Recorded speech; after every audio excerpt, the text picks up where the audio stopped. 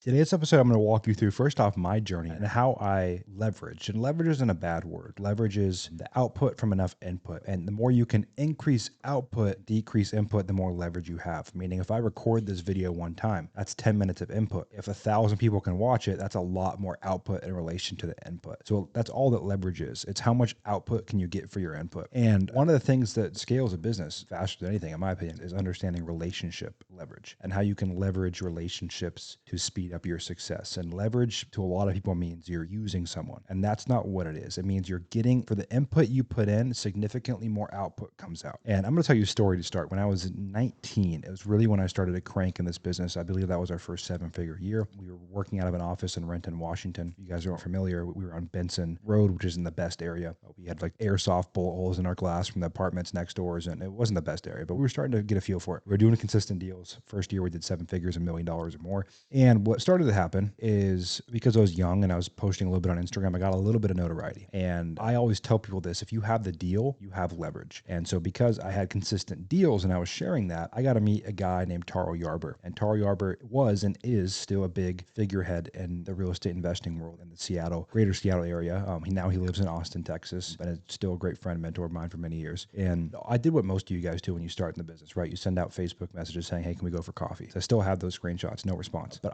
coincidentally, I went to Thatch Wynn's conference and I saw Taro and Nate speaking there. And later that night, I was on a treadmill at LA Fitness, and Nate Robbins, who was Taro's partner at the time, got on the treadmill next to me. And we started talking, and he man, this kid really knows what he's doing. So anyways, long story short, he got me a coffee with Taro. He set up a coffee with us for the next week at a Starbucks in Issaquah, Washington. I remember it vividly. Taro lived in Issaquah at the time. And we hit it off. And the second part is being likable. And I think being likable comes from authenticity and vulnerability, but also being humble.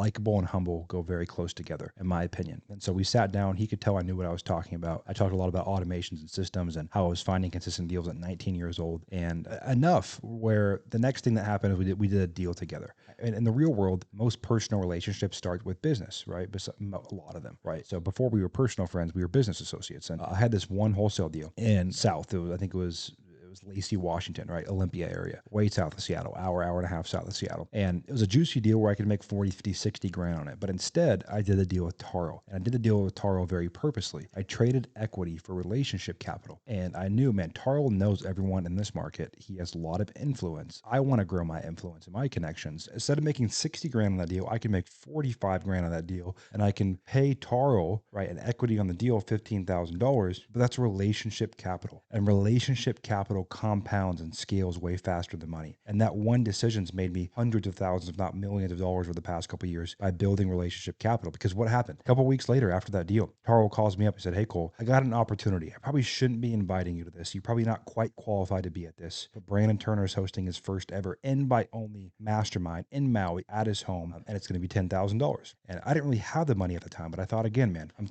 19, 20 years old. Am I going to find a way to make the money back? Probably, right? So is this opportunity, am I able to pass this down? No. So I sent the money, bought my plane ticket, bought my hotel, about 20 grand into it after food and everything else. Pretty much most of the cash I had personally at 19 years old. We were just starting to do well. And I went there. I did my hot seat. I told my story. I sat at dinners. I met all these people, right? Ryan Pineda was there before he really had a massive brand. Brandon Turner was there. Investor girl Britt was there. You had James Daynard there. You had Charles McKinney. You had really, really cool and awesome people that have now built really incredible brands. Ashley Kerr was there. Who else? A lot of really, really cool people that have gone on to build big brands and have done amazing things over the past 5 years since his original mastermind. And what I really took away from this mastermind was, again, one of the message here of compounding of capital, relationship capital. And those relationships have led into business partnerships. I now own a business with James. We've done probably over 50 real estate transactions together, deals I've wholesaled him. He's become a mentor, a great friend, and a lot of other people in that program as well. It's led to podcast opportunities. It led to my appearance in the BiggerPockets podcast, episode 444. It changed my life. And so you guys that are really trying to build your community, your brand, one of the best things you can do is trade short-term equity for long-term relationship capital, because relationship capital also isn't one-time spend it thing, right? When you build that relationship capital, it usually continues to compound if you invest in a relationship. So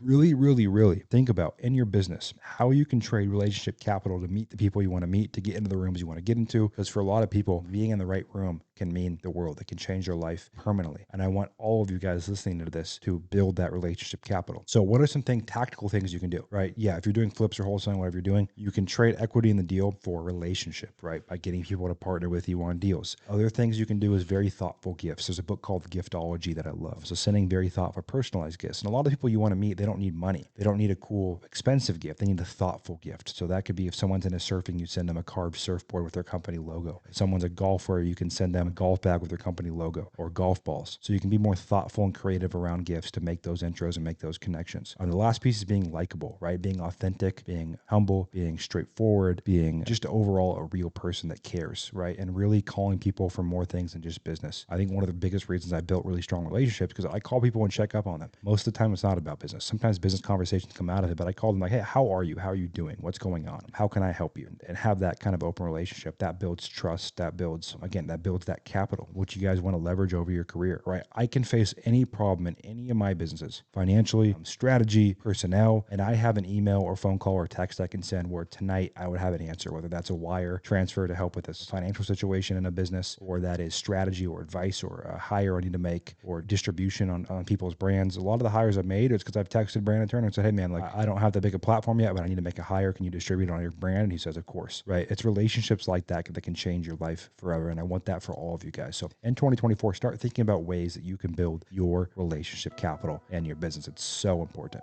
Thanks for sticking around for another episode of the Off Market Operator Podcast. You guys, I am your host, Cole Ruud-Johnson, as I'm sure you know by now. In this show, we go over all kinds of things, but primarily it's 10 to 15 minute bite-sized ways you can improve your business today, this week, this month. As always, we don't spend any paid ads growing the show. It all comes from word of mouth and organic. So if you could share, like, post a review, share it on your story, share it with a friend, it would mean the world. That is my only ask. And as always, you are only one deal away.